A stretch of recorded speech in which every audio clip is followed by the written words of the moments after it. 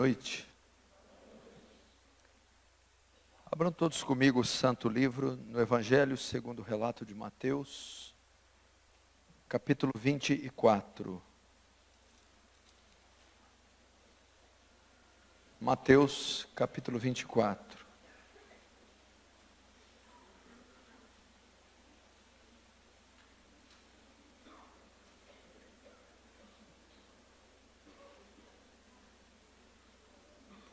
Mateus 24, verso 3, diz assim: No Monte das Oliveiras achava-se Jesus assentado. Quando se aproximaram dele os discípulos, em particular, lhe pediram: Dize-nos, quando sucederão estas coisas, e que sinal haverá da tua vinda e da consumação do século? E ele lhes respondeu: Vede que ninguém vos engane, porque virão muitos em meu nome, dizendo: Eu sou Cristo, e enganarão a muitos. E certamente ouvireis falar de guerras e rumores de guerras. Vede, não vos assusteis, porque é necessário assim acontecer, mas ainda não é o fim.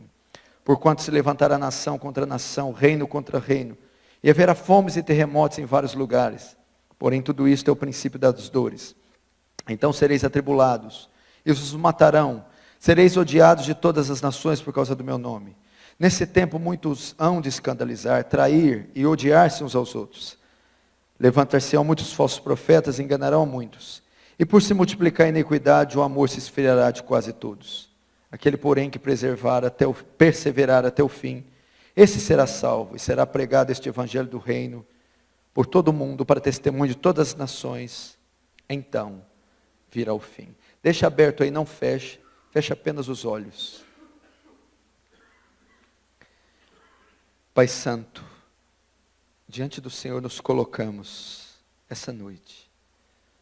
Ó Deus, somos tão fracos, Senhor, tão pecadores, carecemos tanto da sua misericórdia, não podemos dar um passo sequer sem tua graça. Ajuda-nos, Senhor. Os dias têm sido tão difíceis, tão sombrios, tão escuros, Senhor. Como enfrentar tanta oposição? Como viver num mundo tão caído, Senhor? Ajuda-nos. Tanta heresia sendo pregada, tanto besteirol, Senhor. Não deixe que isso aconteça hoje. Mas traz a sua autêntica e genuína palavra.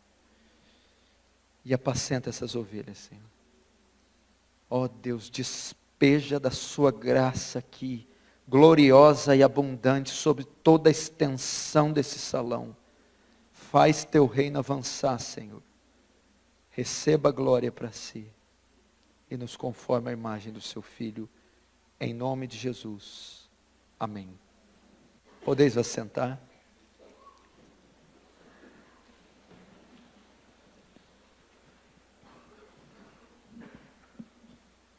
Presta atenção no que eu vou falar.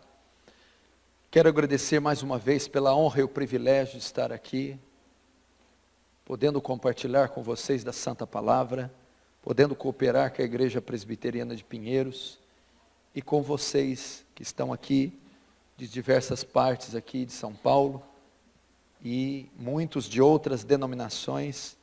Obrigado por aceitar o convite, obrigado por virem de longe e gastarem tempo e até recursos para estar aqui, para ouvir a palavra. Eu espero que eu não decepcione vocês. Mateus capítulo 24. Você deve ter visto nos jornais de todo mundo, há pouco mais de 15 dias atrás, o presidente dos Estados Unidos, Donald Trump, ele inicia uma ofensiva contra a Síria, contra o Afeganistão, lançando seus mísseis, suas bombas. E você vê ali um foco de um conflito militar se armando, atraindo a atenção da Rússia, da Coreia do Norte, que tem um ditador ali, que publicou dizendo: estamos prontos para a guerra. Essas notícias mexeram com o mundo inteiro. Guerras e rumores de guerras. E essas informações, elas podem trazer um certo efeito em todas as classes e categorias de pessoas do mundo.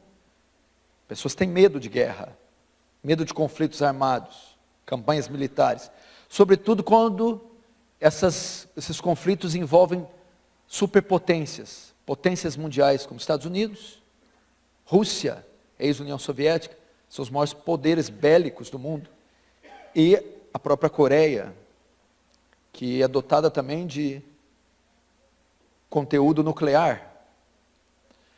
Isso assusta todo mundo.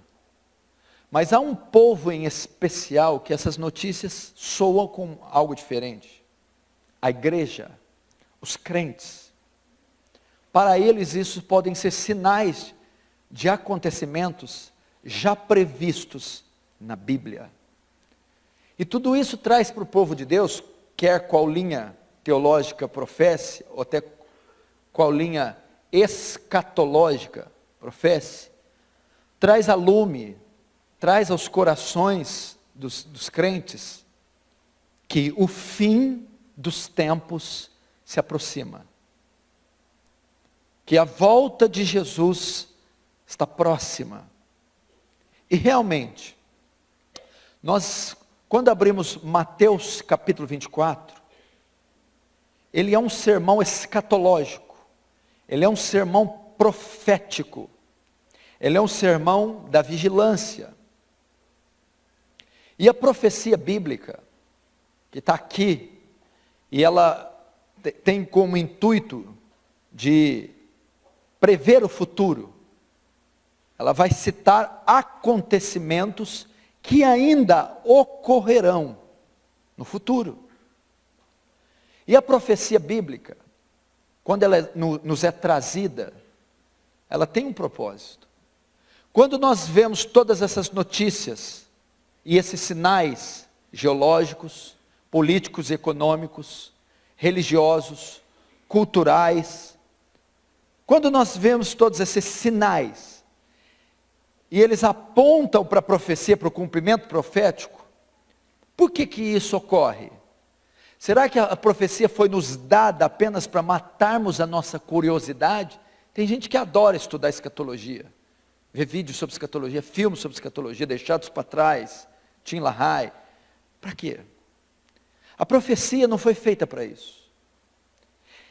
Quando nós vemos as profecias, o cumprimento delas, debaixo do nosso nariz, o propósito é que ela cause mudança em nós, transformação em nós, que ela altere o curso natural da nossa vida. Essa é a ideia da profecia.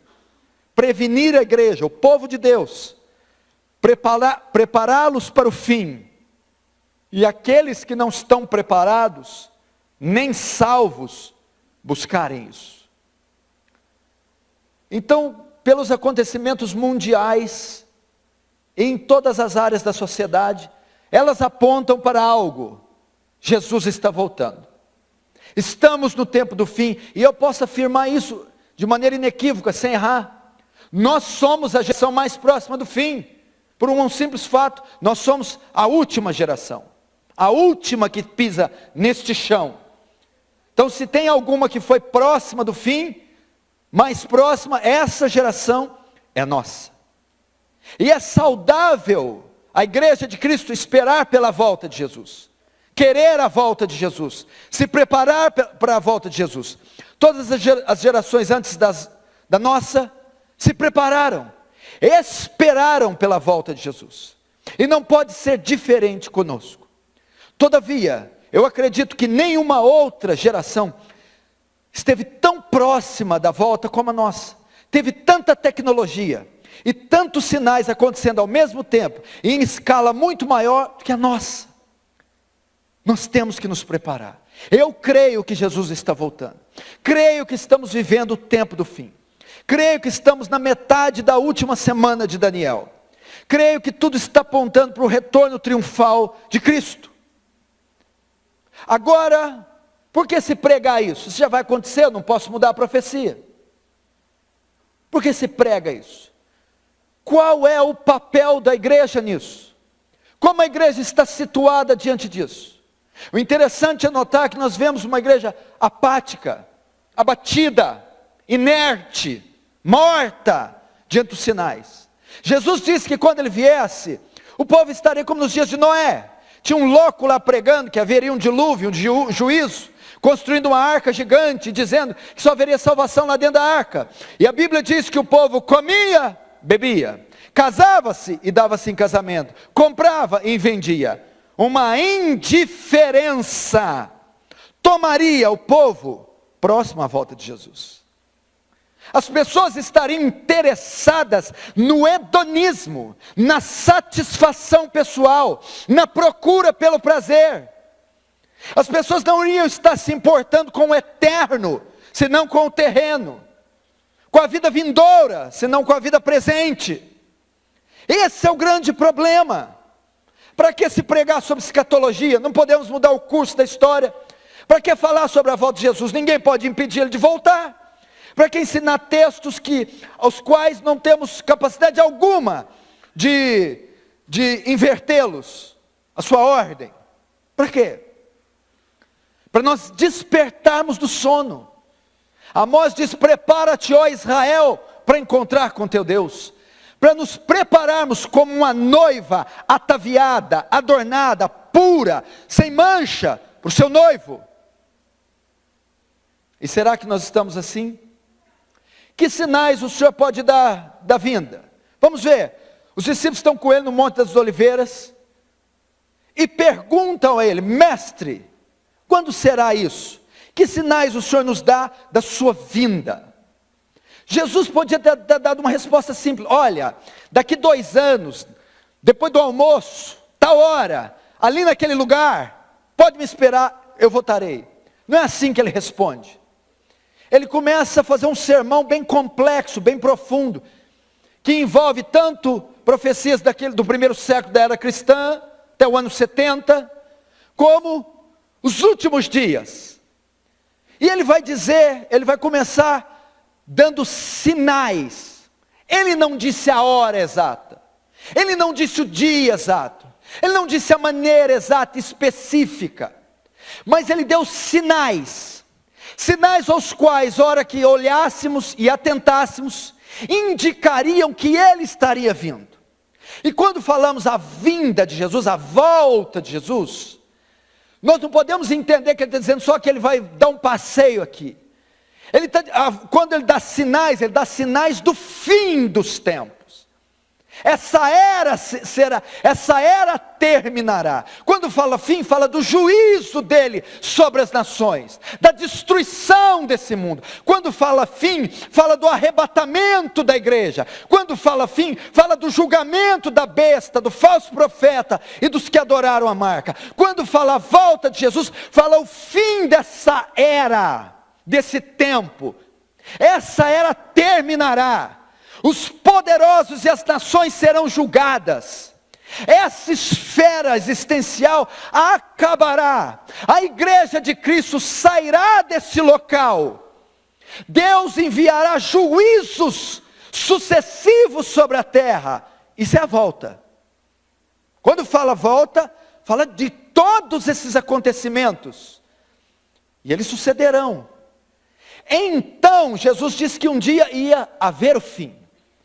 E ele deixou sinais, para que nós, ao vêssemos, eu e você, a palavra foi entregue à igreja, a mim e a você, não fôssemos pegos de surpresa. Ele deixou sinais para que nós nos preparássemos para a sua vinda.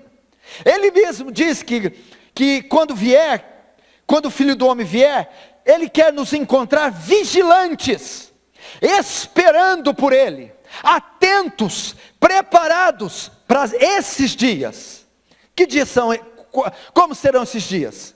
Então ele começa a listar aqui sinais. Olhem ao vosso redor e vejam que o fim se aproxima. E ele começa aí no verso 4. Jesus lhe respondeu: vede que ninguém vos engane. Verso 5. Porque virão muitos em meu nome, dizendo: eu sou Cristo, e enganarão a muitos. Engraçado, o primeiro sinal que ele disse. Presta atenção. próximo à volta de Jesus, a volta de Jesus não seria marcado por avivamento. A volta de Jesus não seria marcado por um progresso suntuoso do reino. A volta de Jesus seria marcado por engano religioso.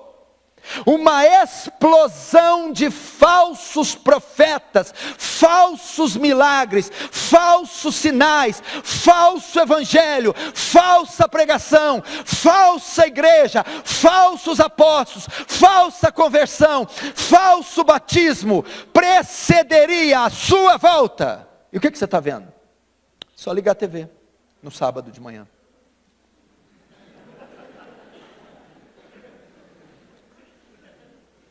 O verdadeiro não sei onde você encontra muito não, mas o falso, qualquer esquina. Haveria isso. Queridos, isso está acontecendo. Falsos profetas. O engano está proliferando como nunca. Eu nunca imaginei que eu iria ver o que eu estou vendo hoje. Eu nunca imaginei que ia ver tanta heresia, tanta besterol teológico como agora. Isso é um sinal. Para você ter uma ideia, uma matéria de 2014 do site Gospel Prime, presta atenção. Ela deu alguns números para a gente saber. O último censo evangélico que foi feito em 2010, assinalou a marca de 42 milhões e 300 mil evangélicos no Brasil.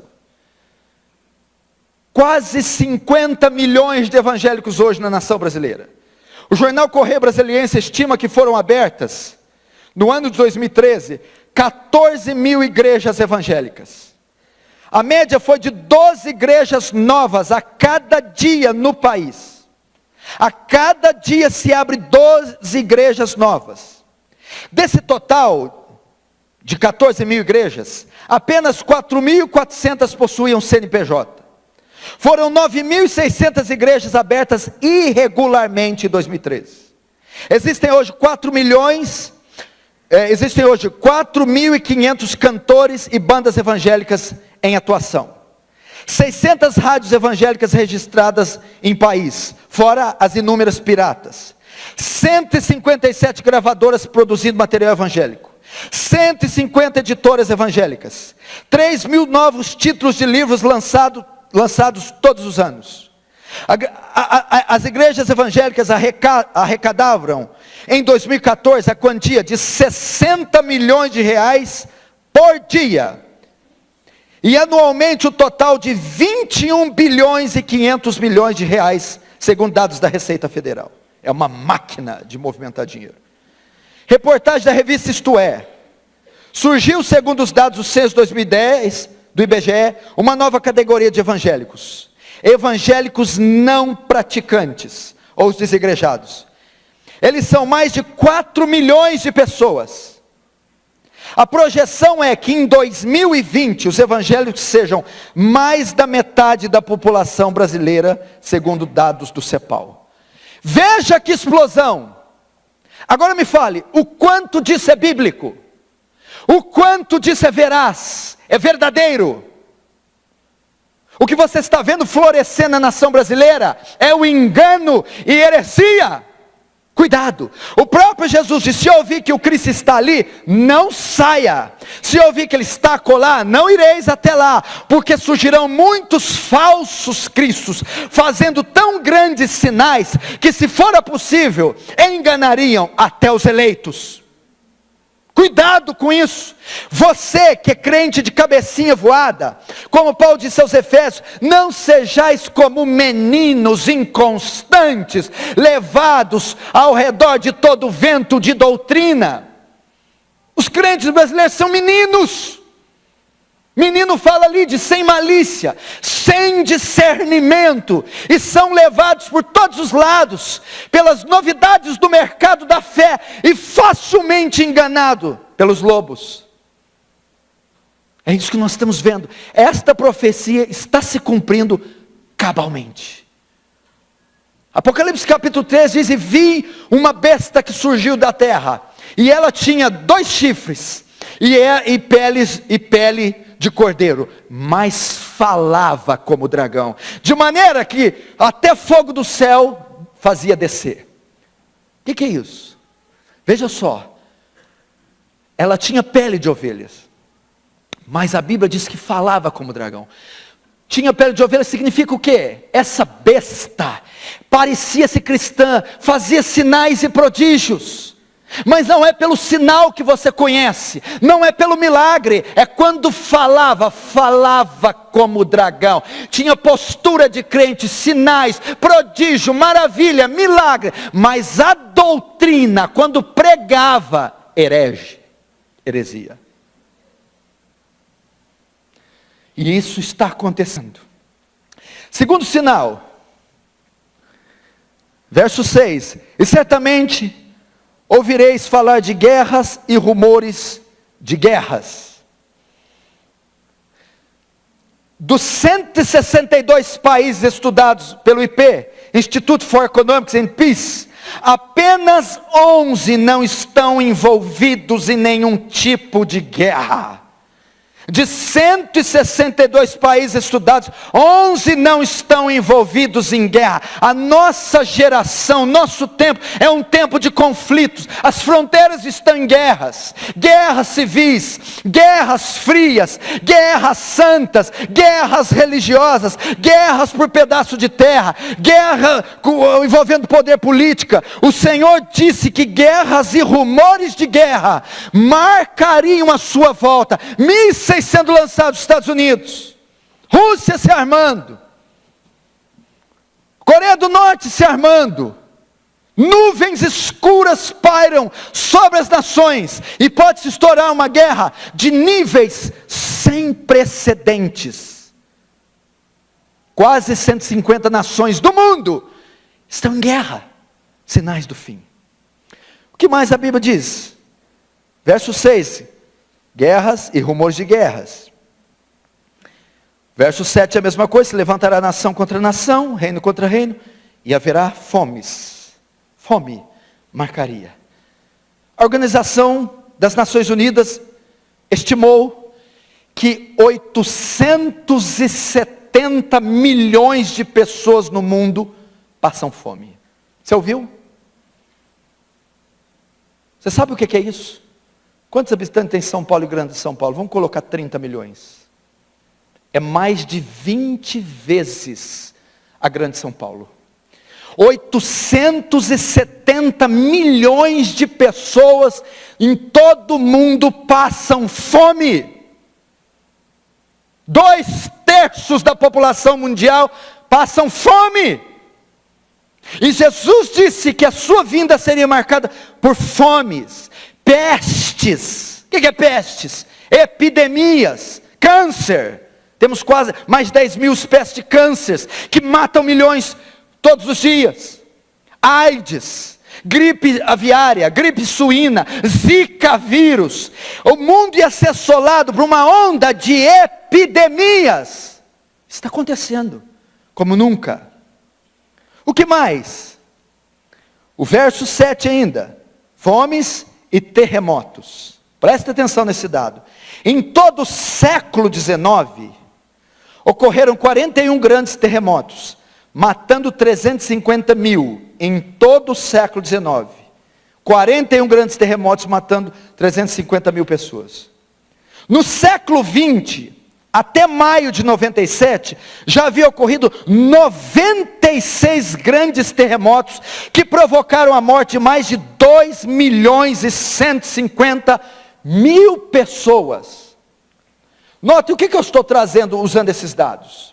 Quando Jesus disse desses sinais, eles sempre ocorreram na era cristã. Então você pode alegar a mim, pastor, mas esses sinais aí estão furados. Então Jesus tinha que ter voltado 10 anos atrás, 20 anos atrás, 100 anos atrás, 200 anos atrás, porque houveram. Mas note pelas estatísticas, que dizem, quanto mais o fim se aproxima, mais esses sinais iriam se intensificar. Quando eu era garoto, tinha um grande terremoto a cada 5 anos, a cada 10. Hoje tem um grande terremoto todos os meses. À medida que o fim se aproxima, iria se afunilar. Todos os sinais sempre aconteceram. Mas quando o fim se aproximasse, esses sinais aconteceriam com mais frequência e mais intensidade. Haveria mais terremotos e mais devastadores, mais fome e mais mortes, mais pestes e mais flagelos. Seria assim. Eles iriam aumentar em número e em intensidade. E é isso que nós estamos vendo, apontando para o fim. O que mais? Eu vou agora para o verso 10, depois eu vou voltar lá. Nesse tempo, muitos hão de se escandalizar, trair e odiar uns aos outros. Levantar-se-ão muitos falsos profetas e enganarão muitos. E por se multiplicar a iniquidade, o amor de todos quase se esfriará. Multiplicar a iniquidade. Seria um tempo que o amor sumiria da sociedade, inclusive da igreja. E a causa seria o multiplicar da iniquidade. Veja só, presta atenção para você saber. Deus, antes de despejar o juízo sobre a terra, Ele espera a iniquidade do homem atingir o nível máximo. Foi assim em Sodoma, foi assim no Egito, foi assim nas cidades que Ele destruiu. O que aconteceu foi nos antediluvianos. A iniquidade chegou a pontos tão profundos, que Deus não suportava mais. Então Ele envia o juízo. Sodoma e Gomorra, praticava-se a sodomia. Eram orgias, era um bacanal, era uma coisa tão hedionda, que chegou o cúmulo, o ápice, deles quererem abusar sexualmente de 2 anjos. Então Deus diz para tirar de lá Ló, e Ele despeja a sua ira.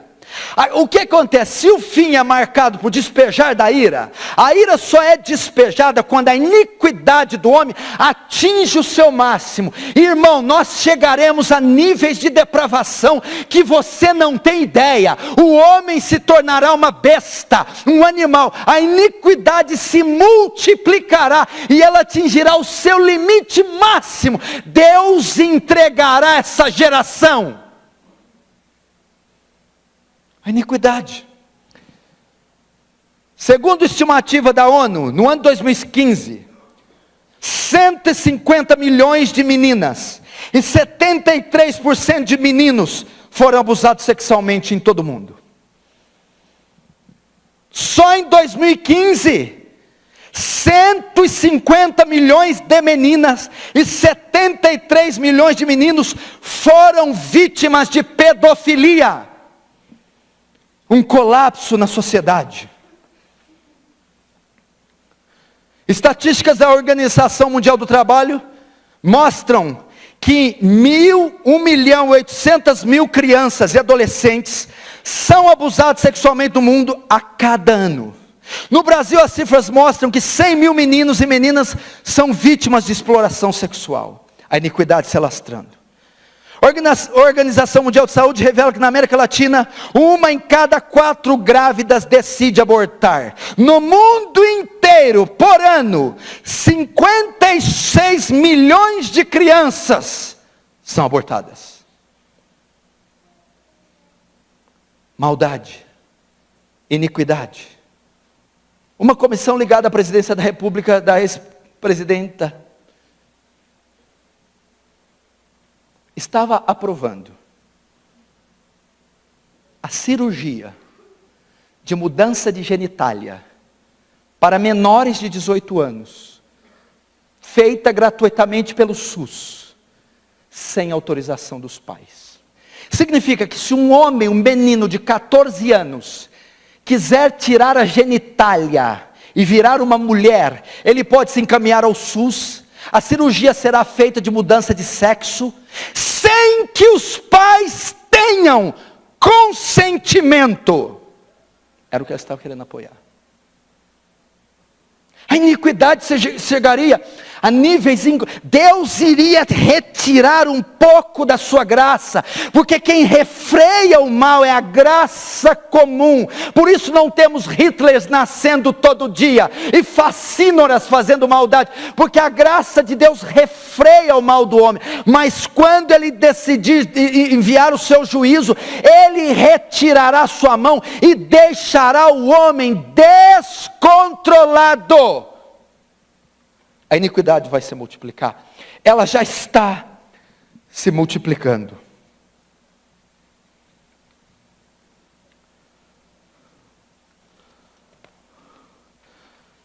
O que mais? A Bíblia diz que o amor se esfriaria. A volta de Jesus seria marcado também por apostasia. Lembra de 2 Tessalonicenses? Capítulo 2, verso 3, ninguém de maneira alguma vos engane, porque não será assim o quê? A volta de Jesus, sem que antes venha a apostasia. O que é apostasia? O esfriamento, o abandono da verdade, o desvio. A volta de Jesus seria marcada por um esfriamento. Tenho, porém, contra ti que deixaste o teu primeiro amor. A verdade sem entusiasmo, a moralidade sem emoção, o ritual vazio de realidade, são coisas que Cristo condena severamente. Sem fervor espiritual, elas não passam de uma filosofia ímpia, ou um sistema ético ou mera superstição. John MacArthur diz: ser cristão significa amar o Senhor Jesus Cristo, mas a paixão e o fervor dos Efésios por Cristo havia se tornado ortodoxia fria e mecânica. Sua pureza doutrinária e moral, seu imenso zelo pela verdade e seu disciplinado serviço não eram substitutos para o amor a Cristo que eles haviam abandonado. Isso se refere ao primeiro e profundo amor e dedicação que eles tinham por Cristo e sua palavra. Essa advertência nos ensina que conhecer a doutrina correta não é suficiente. A igreja deve ter, acima de tudo, amor sincero por Jesus e a sua palavra. E vai a questão, Lucas 18:8. Quando o Filho do Homem vier, achará fé na terra? O que é essa fé aqui? Achará quem professe fé verdadeira, achará uma fé vigorosa, vívida, poderosa nele, achará uma fé bíblica, escriturística, doutrinária. Esfriamento marcaria a volta de Jesus, multiplicar de iniquidade, devassidão, imoralidade, orgia, bacanal, morte, assassinatos, crimes, morticínio, genocídio, infanticídio, marcariam essa geração. Seria uma geração vulgar e depravada, amor se esfriando, apostasia acontecendo, pessoas abandonando fé, pessoas seguindo falsos mestres e tendo comichão no ouvido, não suportarão as sãs doutrinas, mas amontoarão para si doutores segundo as suas concupiscências. A Bíblia diz que nos últimos tempos apostatarão alguns da fé, dando ouvido a espíritos enganadores e doutrinas de demônio. Meu irmão, o que marcaria o fim seria um palco de destruição, de depravação, um horror e uma escuridão tomaria a terra. Desastres naturais, desastres sociais, desastres políticos, corrupção religiosa, marcaria o fim. Agora levanta a mão quem está vendo isso. Agora. Quem acha que Jesus está às portas, diga amém. Amém. Jesus está às portas. Agora sabe o que é o mais impressionante? Olha o verso 6. E certamente ouvireis falar de guerras e rumores de guerras. Vede, não vos assusteis, porque é necessário assim acontecer, mas ainda não é o fim. Verso 8. Porém tudo isso é o princípio das dores. Irmão, olha o que Jesus está dizendo. Quando virdes tudo isso, Ele está dizendo, quando vocês verem essas ofensivas de Donald Trump, Esses números das Nações Unidas, da Organização Mundial de Saúde, quando vê esse besterol explodindo em TV aberta, quando vê tudo isso, não vos assusteis, porque é necessário que isso aconteça, mas não é o fim. Sabe o que Jesus está dizendo? O pior está por vir. Isso não é o fim. Não se assuste, quer dizer, guarde as suas energias, guarde a sua força, não ceda ao medo, reúna as suas forças para aquilo que de fato ainda está por vir. Depois ele vai completar dizendo, isso tudo que vocês estão vendo é só o princípio das dores. Como assim? A referência aqui é de dor de parto, fala de uma grávida. A grávida, quando vai dar à luz, ela começa a sentir dor, horas antes, talvez dias. Dor da contração. As primeiras contrações. E vai começando a dor. Aí a contração vai aumentando em tempo e em intensidade. Fica mais frequente e mais dolorido. Jesus está dizendo para você aqui, está vendo isso na TV? Estou. Está vendo isso na natureza? Estou. Está vendo isso na economia? Estou. Está vendo isso na religião, na falsa igreja? Estou. São só as primeiras contrações para o parto que vem aí. Tem coisa pior vindo aí. Tem coisa mais majestosa, mais portentosa, mais gloriosa vindo aí. Segure-se, prepare-se, não ceda ao medo, não gaste suas energias, porque coisa pior está por vir. Que coisa pior? É o que eu quero entrar lá, porque eu tenho alguns minutos. Que agora passou de 10 minutos, passou um minuto, paga multa aqui agora.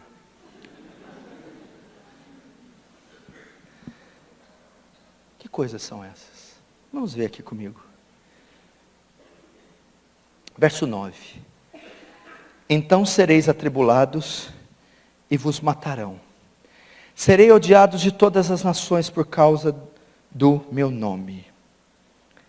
Até aí. Agora, o verso 15. Quando, pois, vides o abominável da desolação que falou o profeta Daniel no lugar santo, quem lê entenda. Então os que estiverem na Judéia, fuge para os montes. Quem tiver soberano, não deixa para tirar de casa alguma coisa. E quem estiver no campo, não volte atrás. Verso 19. Ai das que estiverem grávidas, que amamentarem naquele dia. Orai para que a vossa fuga não se dê no inverno e no sábado. Agora o 21. Porque nesse tempo haverá tão grande tribulação, como desde o princípio do mundo até agora não tem havido, nem jamais haverá. Não tivesse aqueles dias sido abreviados, ninguém seria salvo, mas por causa dos escolhidos, tais dias serão abreviados. Escute o que eu vou falar para você, igreja de Cristo, igreja moderna. A igreja, nós estamos há minutos, horas, dias, meses e talvez anos de uma perseguição que você nunca viu na sua vida. A Bíblia diz, em Apocalipse 13, que João vê uma besta subindo do mar. E ela tinha 10 chifres e 7 cabeças. O seu corpo era como de leopardo, com partes de leão e de urso. Esta é a besta do Apocalipse. Depois vi uma das suas cabeças ferida de morte, a qual foi curada. Esta é o anticristo.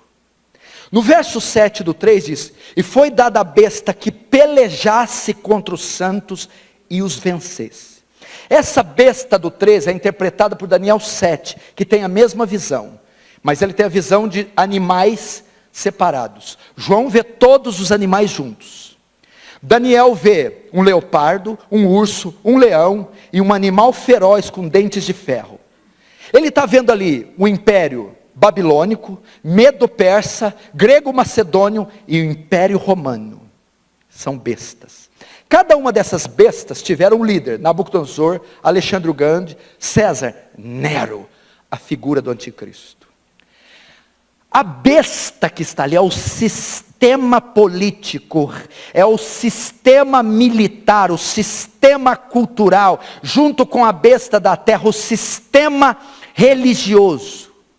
Esses sistemas se unem com um só propósito: perseguir a igreja. O que consiste esse sistema? Ideologia de gênero, casamento homoafetivo, ateísmo, marxismo cultural. Essas ideologias serão propagadas pelo sistema, pela besta, pelo governo.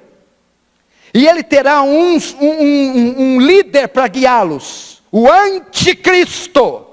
Promoverá o ateísmo, promoverá o secularismo, o ecumenismo, promoverá a promiscuidade, promoverá a quebra, a derrocada da família, e promoverá a adoração a si próprio. Então o que tem? Diante da mente caída do mundo, não haverá nenhuma oposição para aceitar isso, porque Paulo diz que o mistério da iniquidade já opera, a besta já reina, o seu sistema já está no mundo, o antideus, o comunismo, o fascismo, as ideologias, a promiscuidade, tudo já é o sistema da besta. E ninguém faz oposição a isso. Só existe uma instituição que é um empecilho para esse sistema. Só existe uma instituição que não aceita essa filosofia, essa ideologia. É a igreja.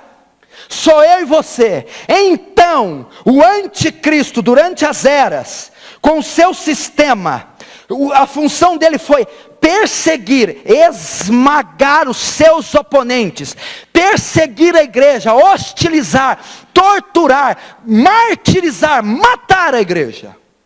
O que você está querendo dizer? Que esse sistema não vai ser possível de ser refreado, parado.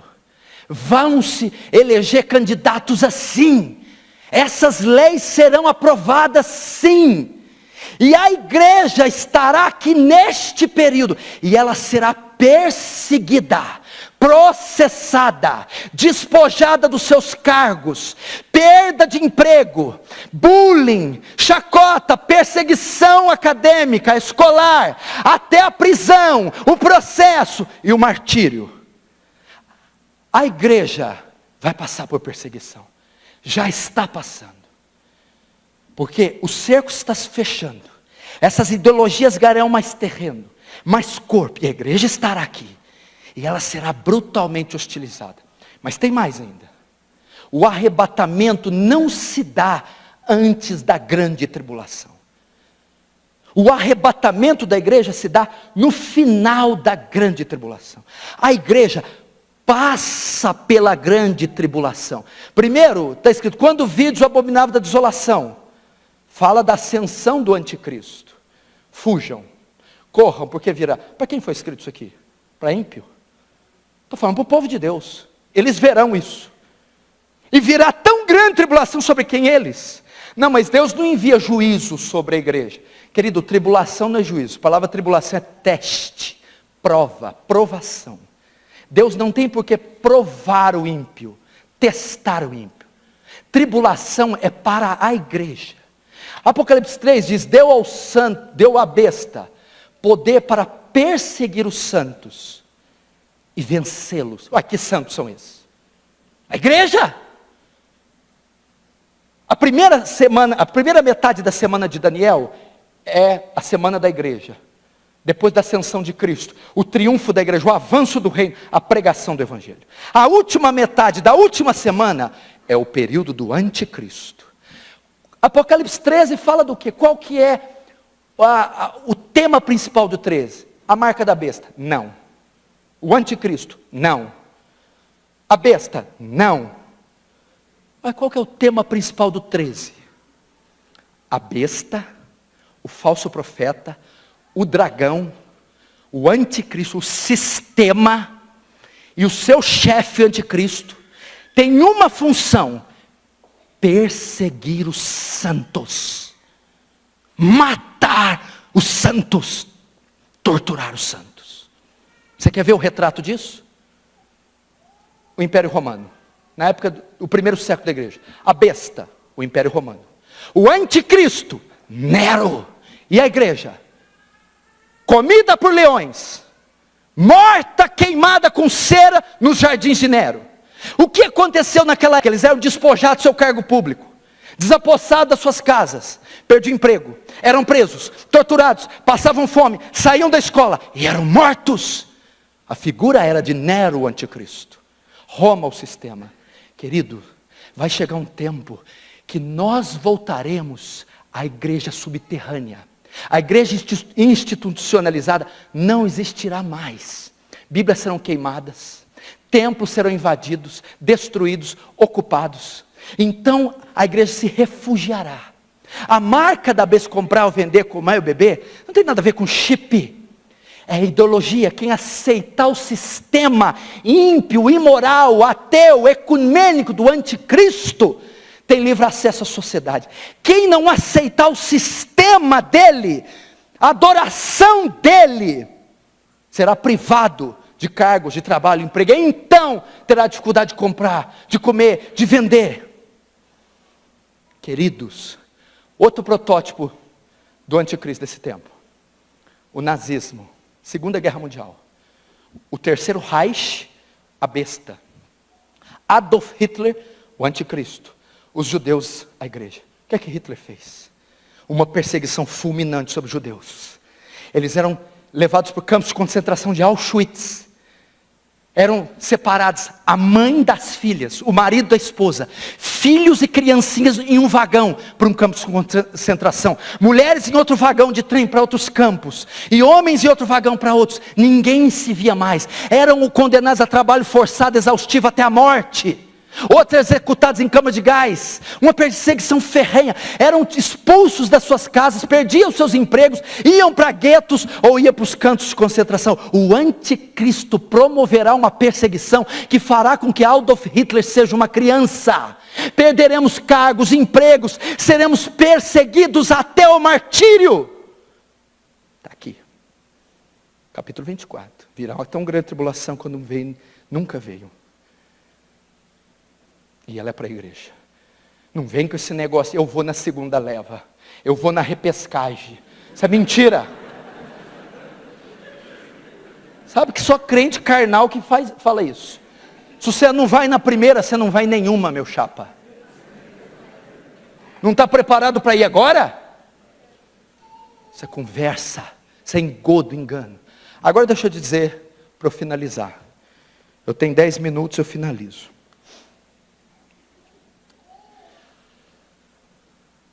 Vem cá.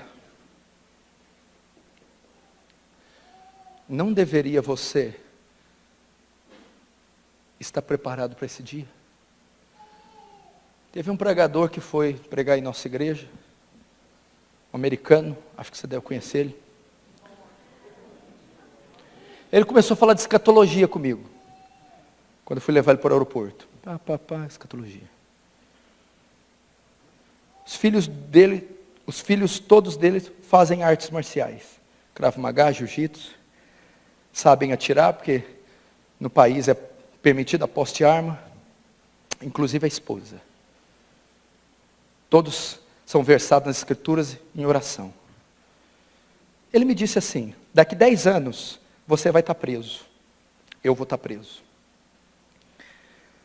Porque eles chegaram até nós dizer, ele está pregando que Jesus é um só caminho, ele é exclusivista, ele é louco. Ele está dizendo que a união homoafetiva está errado. Ele vai ser processado, tira os filhos dele, que esse cara é insano, arranca os filhos do Estado, bota na cadeia. 10 anos você pode se preparar. Pegarão vídeos seus e falar, olha ele falando contra o homossexualismo. Olha ele é radical, extremista. Se Hillary Clinton tivesse ganho as eleições, isso já ia acontecer agora. Mas por causa do Trump vai demorar mais um pouco. Falou isso, os filhos treinados. Vem cá. Quer dizer que você está treinando a sua família para passar esses dias? Exactly. Exato. Você está treinando seus filhos para esse dia? Você está treinando seus filhos para não negar Jesus na escola? Eu não preciso do anticristo escatológico aqui, disso tudo que eu falei, Nero, Roma, Hitler. Já está acontecendo. A igreja está se preparando para isso. Você está treinando para viver subterraneamente. Você está decorando versículos e decorando a Bíblia toda, porque ela vai te ser tomada. Richard Humbert, você pode comprar o livro Torturados por Amor a Cristo, ficou preso 9 anos, numa solitária. E tudo o que ele sabia da Bíblia é o que ele tinha decorado, ele ficava recitando lá dentro. Você vai precisar da palavra, e se você nunca leu agora, não é naquele tempo que você vai ler. Treine seus filhos. Seus filhos serão coagidos a negar a Deus, a aceitar a ideologia de gênero, o marxismo cultural, a dar o apoio e a mão para a besta e dizer, Heil Hitler.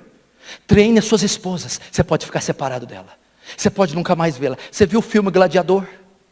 É a mesma figura, soldados romanos vão até a casa dele, e avisa que eles estão indo lá, ele corre com o cavalo, quando ele chega lá, queimam toda a casa, e degolam toda a família. Vão fazer isso com os filhos dos crentes, com os filhos de pastores. E ele vê aquela cena impactante. Aí acontece o que no final do filme? Ele também morre. E no final do filme eles estão no céu. E ele entra lá para encontrar com eles. Alguns de nós vamos ver as esposas só do outro lado da eternidade. Alguns de nós vamos ver os filhos só do outro lado da eternidade. Eu não posso impedir isso que se cumpra, mas eu posso impedir minha família de ir para o inferno. Treine os seus filhos. Meu filho tem 4 anos e meio. Já sabe 1/3 da Bíblia. Todos os dias eu leio um capítulo da Bíblia para ele. E oro com ele. Ensino valores. Ninguém pode tocar no seu corpo a não ser o seu pai e sua mãe. Ninguém pode tirar sua roupa a não ser o seu pai e sua mãe. Ninguém pode te ver sem roupa sem seu pai e sua mãe. Valores bíblicos. Tudo que você come, tudo que você faz é para a glória de Deus. Não existe outro Deus. Não existe outro. Estou incutindo, estou treinando meu filho como um soldado. Estou treinando a minha esposa. Você está treinando seus filhos para esses dias? Você está preparado para perder sua casa? Está preparado para se refugiar para o monte? Está preparado para ser torturado em nome da fé e não negá-lo? Pois esses dias, querido, isso já está na terra. Países comunistas fechados. País daquele ditador, ele coloca tanque de guerra e passa por cima de pastor vivo, esmaga pastor vivo na Coreia do Norte. Esse tempo está chegando. O ministério da iniquidade já opera, a besta já está aí, só falta o anticristo escatológico. E a função deles é uma só: perseguir os santos. O que significa? Como o senhor vai terminar essa pregação? É tempo de se preparar. A palavra para você é santidade. Como que eu preparo? Você está preparando os filhos a se autodefender, a lutar, a esposa a se defender, artes marciais, ou métodos de sobrevivência para viver longe, saber fazer uma comida, acender fogo, viver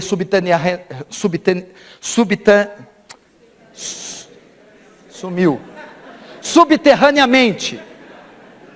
Está rindo para não chorar, tá, pastor? Está morrendo de medo e está rindo. Nós temos que preparar as pessoas para isso. Primeiros socorros, métodos de sobrevivência. Temos que treinar a família. Mas sobretudo, aqui tem um texto. E só aquele que perseverar até o fim vai ser salvo. O pentecostal e o dispensacionalista tem que perseverar para ser salvo. Não. Então tem que perseverar. Não é isso que ele está dizendo. Nesse tempo nós saberemos quem é salvo e quem não é. Quem é joio e quem é trigo. Quem é bode e quem é ovelha. Como nós saberemos? Os crentes verdadeiros suportarão a prova, suportarão a morte, suportarão e não negarão a fé. E aquele que não perseverar é porque nunca foi salvo. A maneira de saber quem é crente é que o joio vai começar a ser separado do trigo, é que ele não sucumbirá, ele será revestido de graça, de poder, ele será revestido de algo que o fará suportar a perseguição, a tortura, o martírio e estar de pé diante do seu Senhor. Ele termina disso: portanto, vigiai, porque não sabeis a hora que há de vir o vosso Senhor. O que é esse vigiai? Ué, se eu já sou salvo, se eu sou eleito, se eu não perco salvação, por que eu tenho que vigiar? Não tem lógica isso.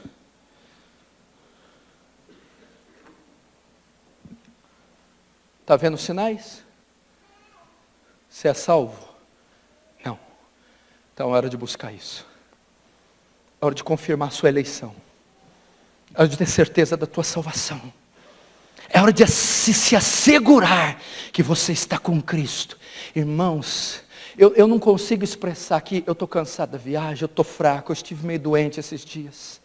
Mas eu não sei aquilatar, avaliar o que está por vir. Acorde, meu irmão, deixe os seus jogos estúpidos e tolos, deixe esses romances estúpidos e volte-se para esse livro. Se prepare para o maior evento da humanidade, o retorno do Messias. Vá pregar o evangelho enquanto isso. Preocupe-se com a salvação da tua família, do teu esposo, dos teus filhos. Eles estão prestes a serem marcados por tormentos inimagináveis. Você não sabe o que estão tramando contra a igreja. Não sabe o quanto ela será esmagada sobre um governo tirano, maldito. Temos que nos preparar. Preparar nossas casas. Preparar sua esposa para não negar Cristo. Ensine as escrituras, ore com ela, certifique-se da conversão dela. Prepare os seus filhos para não negar Cristo. Ensine as escrituras, ore com eles, certifique-se que estão salvos. Ensine a ter independência. Ensine-os a adorar o Deus de Israel. Jesus está às portas. Ele virá. Ele está vindo. Prepara-te, Israel. Mude a sua vida. Para que o Senhor trouxe essa pregação? Para você ir embora falando, nossa, eu fiquei sabendo que a tribulação, o arrebatamento é da tribulação. Nossa, eu fiquei sabendo que a besta não é minha sogra.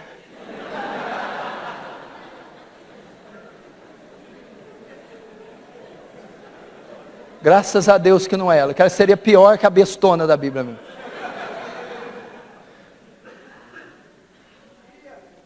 Para que o Senhor pregou?